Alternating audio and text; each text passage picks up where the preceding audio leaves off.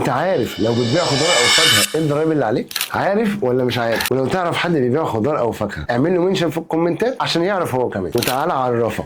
صلوا على النبي كده وادعوا لابويا بالرحمه والمغفره. اول حاجه لازم تبقى عارفها ان في فرق لو انت بائع متجول او بائع في سوق شعبي، ولو عندك محل تجاري. لو انت بائع متجول او في سوق شعبي غالبا بيبقى عليك مصاريف اشغال الطريق بس. لو انت عندك محل تجاري مسجل يبقى اول حاجه عليك ضريبه الدخل. لو انت منشاه فرديه ضريبه هتتحسب طبقا للنسب اللي حطها مصلحه الضرايب، لكن لو انت بقى شركه 22.5% على طول. تاني حاجه بقى ضريبه القيمه المضافه، بس ما تخافش انت اصلا نشاطك معفي من ضريبه القيمه المضافه، بس ممكن يبقى مش معفي امتى؟ بيتحسب عليه 14% لما انت تكون بتتاجر في الخضار المجفف او الفاكهه المجففه. بس خلي بالك حتى لو انت معفي لازم لما حد مبيعاتك يعدي ال 500,000 لازم تسجل قيمه مضافه وتقدم اقرار بس بالمبيعات المعفاه، وما تخافش مش هتدفع ضريبه. تالت حاجه بقى ضريبه كسب العمل لو عندك ناس شغاله اللي هي الضريبه على المرتبات. رابع حاجه ضريبه الخصم تحت حساب الضريبه اللي هي بتتقدم في نموذج 41 اللي هي بتبقى ضريبه على التوريدات. خامس حاجه ممكن تتعرض ليها الضريبه العقاريه لو عندك عقارات تملكها الشركه. واهم حاجه باكد عليها في كل الانشطه التامينات الاجتماعيه عشان غراماتها كبيره جدا. وطبعا مش عايزين ننسى الرسوم الحكوميه زي رسوم الغرفه التجاريه والسجل التجاري. ولو عايز تعرف نشاطك